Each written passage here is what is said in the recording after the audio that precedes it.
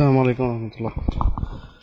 اگر کوئی فجر کی سنت پڑھ رہا ہے اور اسی دوران جو سو اقامت شروع ہو گئی فجر کی فرض، تو اپن جوائن کر سکتے اس کو فرض میں جوائن کر دے سکتے یا اس کو اس کے حال پہ مطلب سنت ادا کرنے کے لیے چھوڑ سکتے؟ بھائی نے ایک سوال کیا، اگر فجر کی مطلب نماز کے لیے اقامت شروع ہو گئی اور ایک آدمی کھڑا ہے، سمجھ لیجیے میں ہی کھڑا ہوں، میں نماز کے لیے گیا ہوں، فجر سے پہلے دیکھا ہوں ٹائم ہے، کھڑا ہوں، اب پہلی رکعت میں اور اقامت شروع ہو گئی، تو اب میں کیا کروں؟ ٹھیک ہے، تو میرا کام یہ ہے کہ میں رکعت کو توڑ دوں گا اور جا کر فجر میں مل جاؤں گا. ٹھیک، اسی طرح آپ دیکھتے ہوں گے بہت سارے لوگ عمرے کو حج کو جاتے ہیں تو بولتے ہیں عرب لوگ بہت برے رہتے ہیں، کیوں؟ فجر کی نماز ہی نہیں پڑھنے تو آ کے ہاتھا چھوڑا دیتے، لے آ کے صفوں میں کھڑے کر دیتے.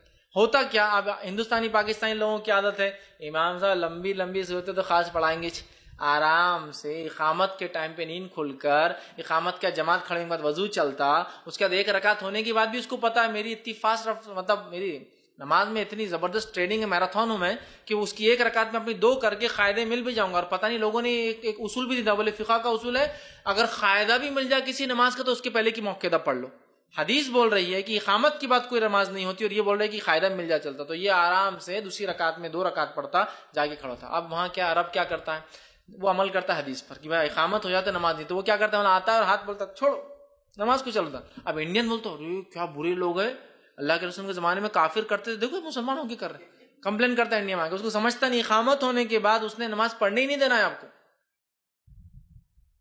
اس نے پڑھنے نہیں دیں گا آپ کو. کیوں نہیں پڑھنے دیں گا؟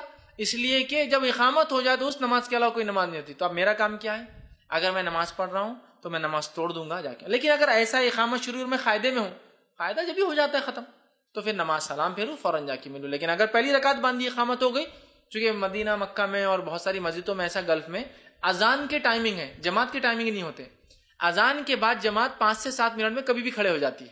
امام کا جیسی رکعت ختم ہوئی نماز وہ کھڑا کرتا ہے، 1 منٹ بعد بھی ہوتی ہے، 2 منٹ اور 3 منٹ بعد. تو وہاں آزان ہوگی مطلب آپ کو اندر آ جانا ہے، کبھی بھی جماعت کھڑے ہوں گے، تو وہاں آپ کو معلوم نہیں کب ہوں گے، آپ آ کے رکعت مان لیا ہوگا، آپ کو توڑ دینا پڑے گا. ٹھیک ہے، اب کیا انڈیا میں ہم لوگ کسی کو توڑوا کے لے آ کے کھڑے کرے جیسا لوگ گلف میں کرتے ہیں؟ تو میں کہوں گا بالکل نہیں، اگر آپ کو زندہ رہنا ہے تو. ہمارے پاس لوگ دین کو نہیں سمجھتے، یہاں بہت جہالت کی، جس کو بولیں پرتوں پر پڑتے چڑھی ہوئی ہے، وہ آپ کو کافر ابو جہل سے بدتر ڈکلیئر کر دیں گے نماز پڑھانے کے بعد. تو اب انڈیا میں کہوں گا کچھ مت کیجئے، اپنی نماز پڑھ لیجئے، نماز کے بعد اگر لگے سینسیبل سمجھدار انسان ہے تو بولے میرے بھائی جب جماعت کھڑی ہو جاتی ہے تو دوسرا نہیں ہوتا ہے. اور اگر کوئی حجت کاکڑی ہوتا ہے نا تھوڑا ٹیڑھا، تو چھوڑ دینا اور چلے جانا ہے، اس کے بحث نہیں کرنا. چونکہ پھر کیا ہوتا ہے، وہ بحث کے چکر میں وہ آپ کو کل سے ملون کہیں گا اور پھر جماعتی اختلاف و جھگڑا نہیں. سمجھائیے، چھوڑ دیجیے. تو انڈیا پاکستان میں کہوں گا اگر سمجھدار مسجد ہے، جو مسجد میں کتاب و سنت کی تعلیم عام ہے، تو وہاں تو ٹھیک ہے، لیکن عام جگہ میں کہوں گا چھوڑ دے. آپ کو لگتا ہے تو بعد میں اس کی اصلاح کرے، چونکہ یہاں لوگ سمجھتے ہیں. جیسا کہ حدیث میں الفاظ ہے، جب کوئی شخص نماز پڑھ رہا ہو اور نماز میں شیطان بہت وسوسے ڈالے تو کیا کرے؟ اعوذ باللہ من الشیطان الرجیم پڑھے، اور حدیث میں الفاظ ہے. اب اگر انڈیا میں نے یہ کر لیا تو نماز میں تھوک رہا میرے میں اعوذ باللہ پڑھ رہا میں شیطان، اب کیا کریں گے اس کا بتائیے؟ حدیث میں الفاظ ہے کہ کوئی شخص نماز میں اور وسوسے آتا تو کیا کرے؟ اعوذ باللہ من الشیطان، 3 بار اسپٹ کرے لیفٹ ہینڈ سائڈ الٹے ہاتھ پر. یہاں کر سکتے کیا آپ؟ مسئلہ ہے، لوگ سمجھتے ہیں اس لیے کہ ہمارے پاس کلچرل بولتے ہیں نا، کلچرل امپیکٹ اور جہالت کی چادر ایسی چڑھی ہے کہ بہت ساری چیزیں. نماز آپ دیکھیے، اب نماز ہے، نماز میں بلغم آیا آپ کو، حدیث میں کسی کو نماز میں بلغم آیا اور بوڑھا انسان بلغم نکل لے تو پیٹ خراب ہو جاتا ہے، بہت بیماریاں ہوتی ہیں اس. تو کیا حدیث میں فرمایا آپ نے، جب دستیوں کا اور ٹیشو پیپر تو تھے نہیں صحابہ کے پاس، تو کہا کسی کو ہو جائے تو کیا کرے؟ جیب میں تھوک دے، زیادہ ہو نہیں کنٹرول کر سکتے تو کپڑے پہ تھوک کر مل لے، یا پھر بازو اپنی جوتی میں تھوکے، لیکن قبلے کی طرف، سامنے والے کی طرف نہ تھوکے، یہ منائی. اب اگر انڈیا میں کوئی نماز کی حالت میں دستی، اب وہ مانا یہی پہنچنا ہے کسی چیز سے، صحابہ کے پاس دستیاں ہیں تو جیب میں تھوک دو کہا آپ نے، تو اب اگر نکال کے دستی سے پوچھو تو نماز کیا عمل کثیر، نماز چلو نماز آئے تمہاری، امام صاحب ان کی نماز نہیں ہوئی، چلو اٹھو پڑھو. اب وہ بیچارہ پڑھو نماز، جاؤ نماز نہیں، دستیاں نکالا نماز نہیں، پتا نہیں. ارے لیکن میں نے دیکھا وہ عرب لوگ عربوں کے لیے جائے تھے، تمہارے لیے نہیں، ان کے مسلک میں اپنے نہیں ہے. کیا صحیح ہے یہ سب چیزیں؟